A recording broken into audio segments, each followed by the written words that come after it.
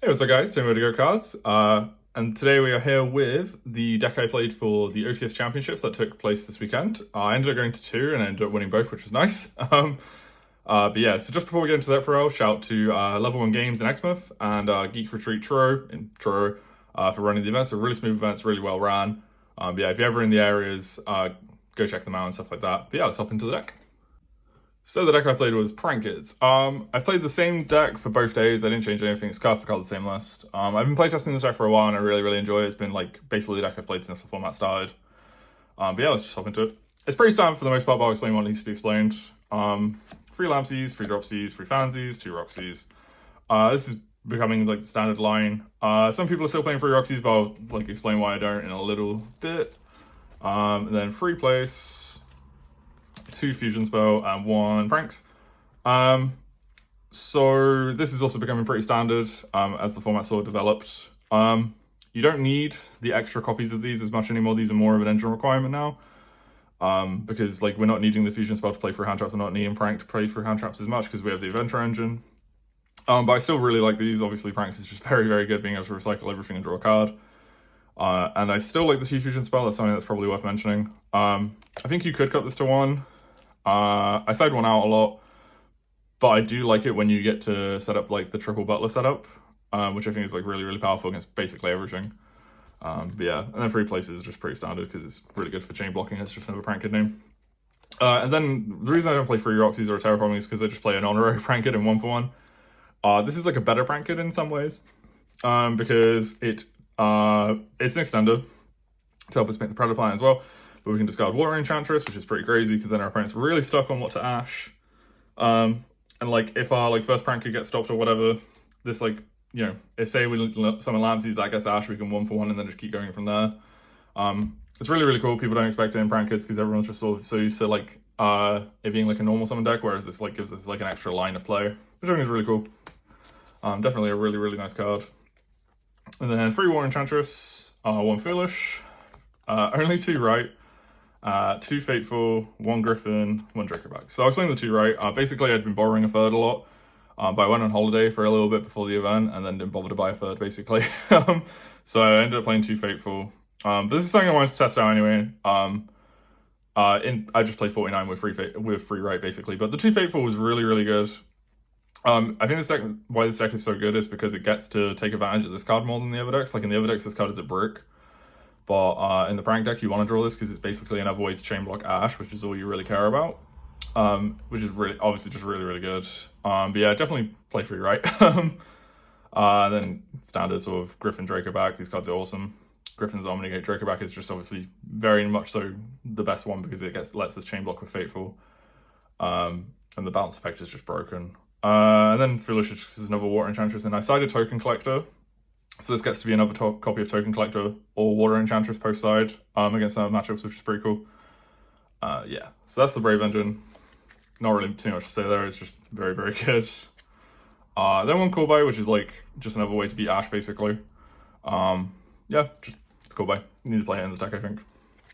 Then we played the DPE package, 2 Fusion Destiny, Celestial Dasher.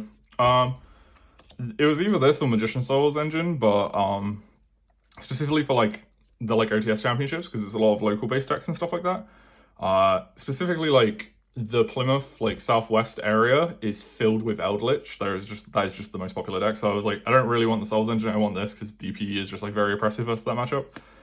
And also there's like a lot of other trap decks, like some Geist decks. Like the Fish deck is pretty popular. So like I felt like this was like a very nice, like very good way to deal with all the trap decks that are sort of in the local meta. I think the Souls engine is really good, but this is just what I opted for. And it like makes your like dead Water Enchantress and stuff like that better because the Predator Plant turns into this, which is nice. It just felt like an extra threat, which I thought was really good. Like there were some end boards like where if you want to shuffle back Meow, you could end on like Butler, DPE with like Griffin or whatever, and then shuffle back the Meow because the DP is like acting like a third Butler, if that makes sense. And then you have this like really broken follow-up. Like Dasher summoning out a Prank Kid is really good. Especially if you don't end up having like if you don't end up shuffling back Meow, because then like you say you have a kid in hand, you draw a kid for turn, you special the kid normal, the second kid, and it's like you don't need the Meow because you just go straight to the second doodle, which is nice. And then obviously just Celestial Trump cards is broken. And then I played Thunder Dragon Fusion as well, just one. This card's really, really cool. It's another thing you can send off the Predator Plant, which is nice. It helps us play through Nib and stuff like that. It's really just good solid card to draw as well. It searches a Fansies when it after the turn after it's sent to the graveyard and stuff like that. It's just a really good card. I think you definitely have to play in this deck. I think one's a good number. I don't know if you need to play two. I tried two. It's okay, but I think one's fine. Then Instant Fusion, this card's just broken and pranked. Summoning Rocket Ride. Like this is the other cool thing about the DPE engine, is Rocket Ride just gets to turn into a DPE basically. So every time you have Instant Fusion, it's just like an extra copy of Fusion Destiny. Because you do your like full prank combo and then just Instant Fusion at the end. And obviously it's just another way to play through hand traps and stuff like that as well. And like Link Climb and stuff. Something I didn't know how I felt about was I played one Desires. Mostly just because of habit. I just really like playing Desires in basically every deck. This deck can accommodate it pretty well. But I think it's one of the cards that is like potentially on the chopping board, but it feels weird to say I'm cutting Pot of Greed. So I don't know how I feel about this. But I think I'd keep playing it for the near future anyway. And then go second cards basically. Free Ash, free Ogre, free Bell, and free Droplet. Bell was the last minute edition. I'd been playing like 45 with no Bell in like testing leading up to this, but again, like Eldritch was really popular, so I basically wanted another hand trap that was good against Eldritch. And this is like a very good hand trap in general. I thought some people might gravitate towards pranks as well, like coming into this weekend. Yeah, Bell's just like a really good hand trap overall, I think. I wanted like easier side patterns as well, so like, but I still wanted to have like a lot more hand traps in the main, if that makes sense. Just because of like the popularity of like the synchro spam decks and stuff like that. Then like Ogre is just really good, obviously, and Ash is just Ash, so. Then free Droplet. This doesn't really need to explain. This card's just very, very good. Like, there's a fair bit of PK and stuff like that. My local area as well. Droplet's just like there's a lot of Cyclock and stuff, so like Droplet's just never bad basically. Being able to send like the Water Enchantress and stuff like that off this is really, really broken. But yeah, main deck's 48 cards. I'm gonna try and fan it. It's gonna get stuck to the mat, but yeah, it's 48 cards. Nothing really to like talk about. It's pretty standard prankers list. But yeah, onto the extract. Then so the extract was 2 Butler. This is becoming like pretty standard as well because you use one with like hand, one with Thunder Fusion, but we can like triple Butler because we played the double fusion spell still. Some let's play 1. I get why, because it's easy to recycle. I just like having the option of 2. The extract's like somewhat tight and somewhat loose, if that makes sense. So I just like 2 Butler for now. It's just like sort of a comfort thing, but I can see why people play 1. I can see why people play 2. 1 Rocket Ride, 1 Washer. You really don't need to play more of these. That's like probably the thing that's worth mentioning. You basically only summon this off Instant Fusion, and this only gets summoned in your opponent's turn. Then you just put these back with pranks when you feel the need for them, basically. That's the thing about this deck, is like pranks makes everything just so recyclable, that the only one you really need is like an extra copy of Doodle and like an extra copy of Butler if you want to do the like double Butler setups or triple Butler setups, because pranks are just so good. Obviously extra Meows would be nice, but you know. But yeah, speaking of Meow, 1 Meow. It's very important that you recycle this card.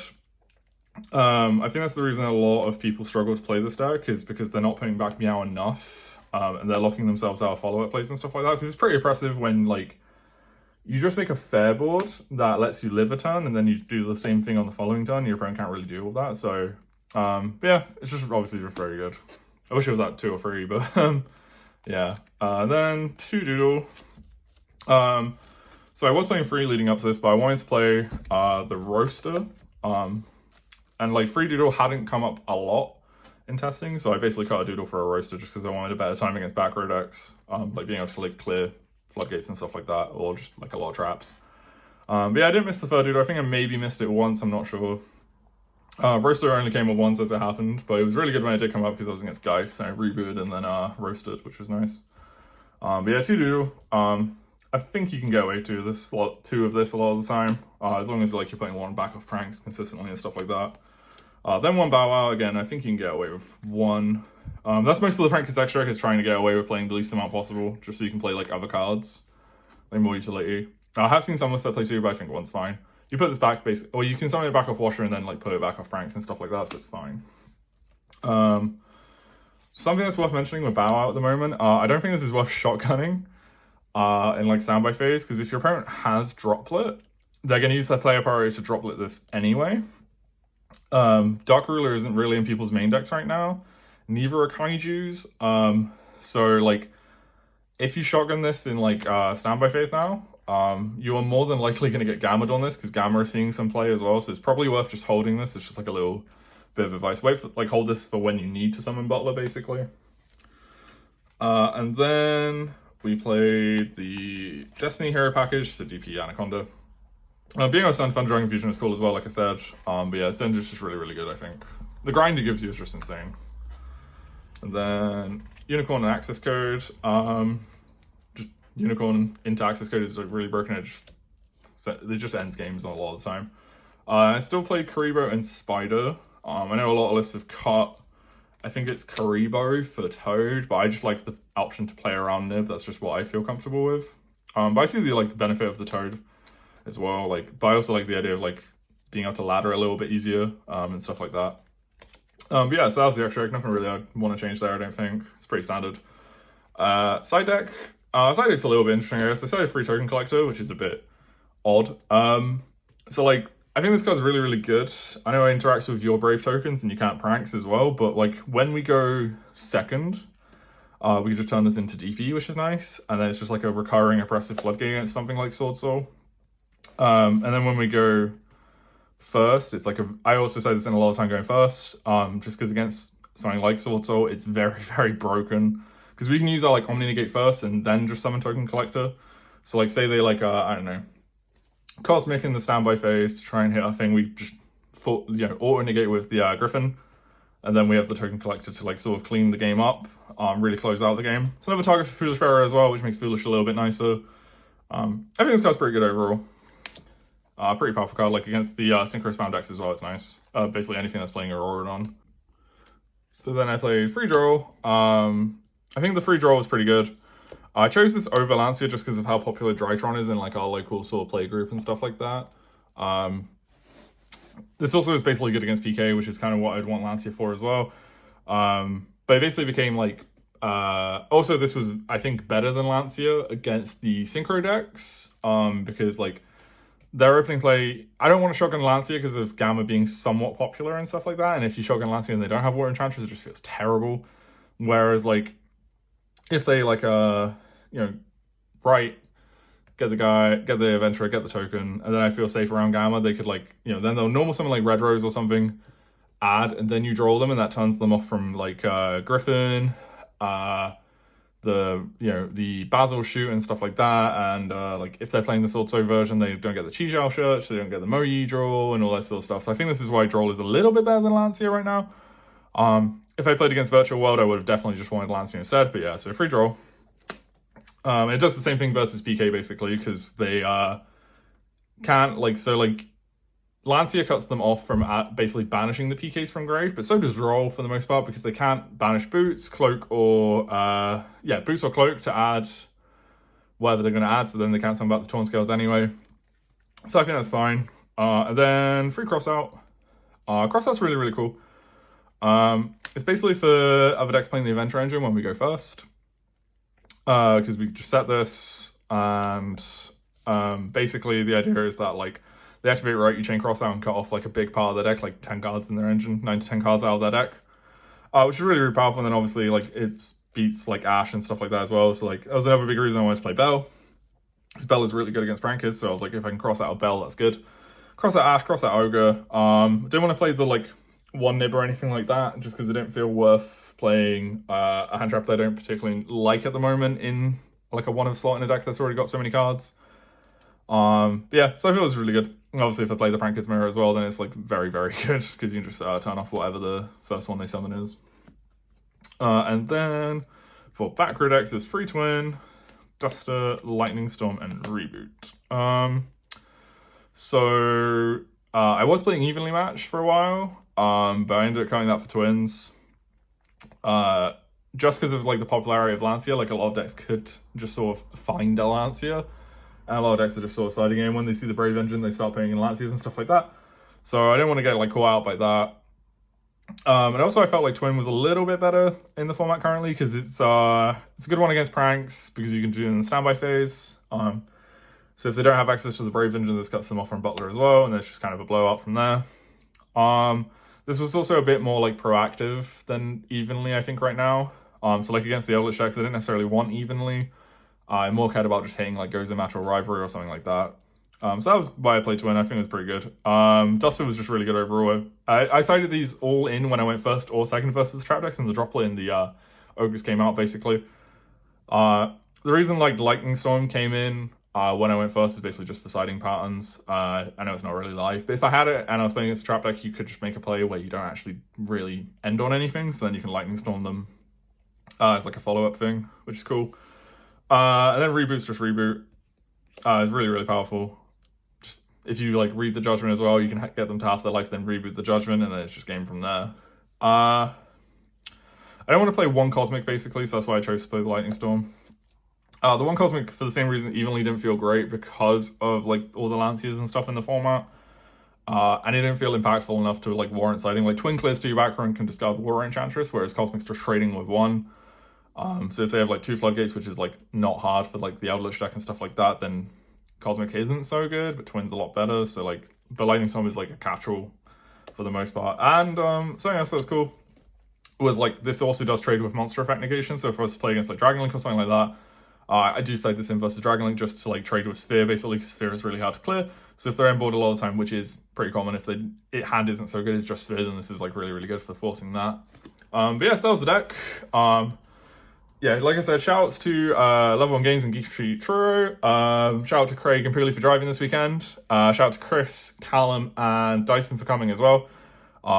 Boys. Unlucky Jacob. Maybe next time. But yeah, cheers guys.